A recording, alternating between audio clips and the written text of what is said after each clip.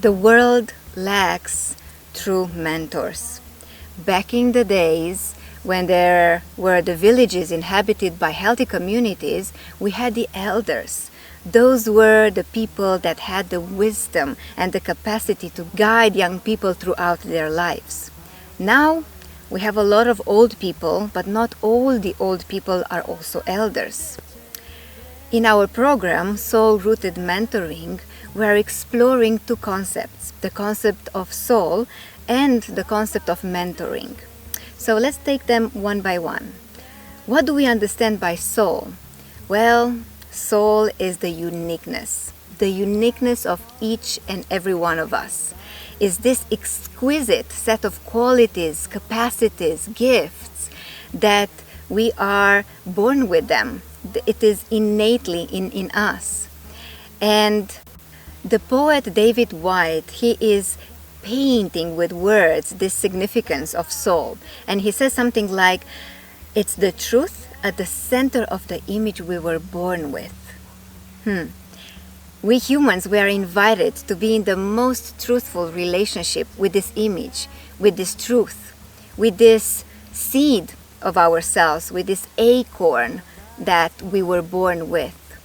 And by embodying this gift of ours, we will therefore serve the world, the human community, and the more than human community.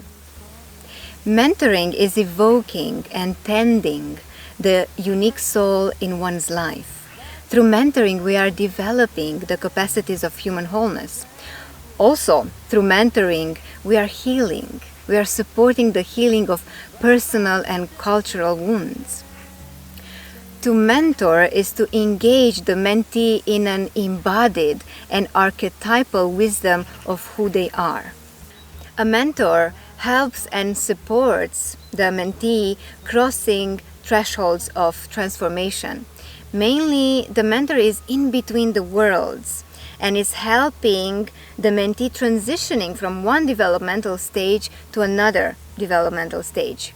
And usually these places in one's life are full of challenges or chaos or burdens, as well as opportunities to see the deeper truth, opportunities to see the wider story that this one is invited to step into. We all have the capacity to be mentors. Mentoring is an innate natural instinct. Recall maybe yourself a moment in which you've learned something or you have experienced something. And shortly after that, you maybe had this idea of sharing the learning, sharing the experience with others.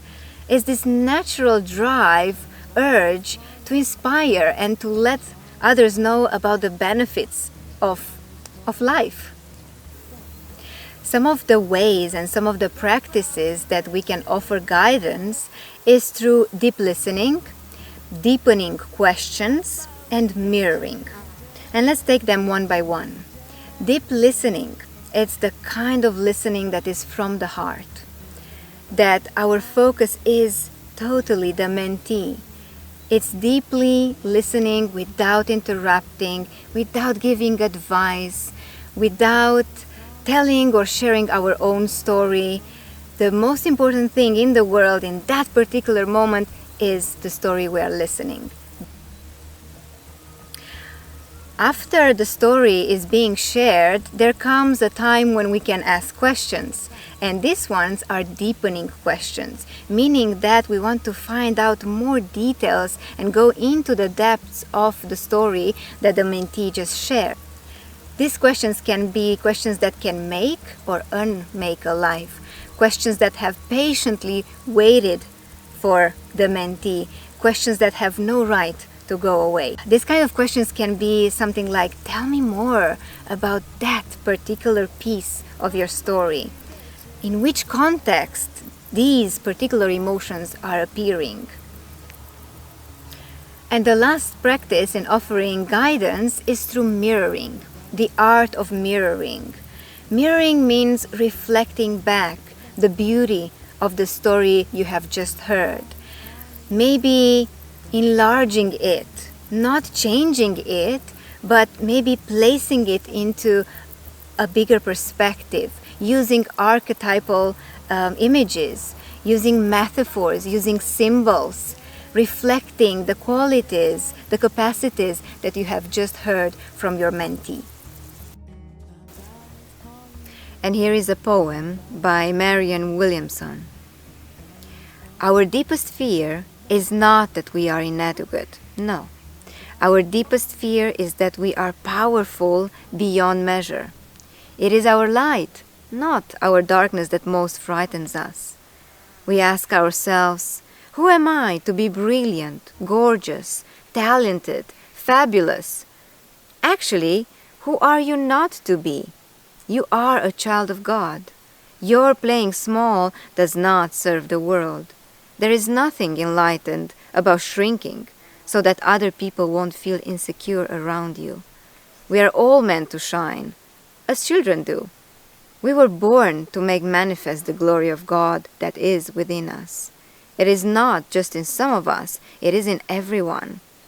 And as we let our own light shine, we unconsciously give other people permission to do the same.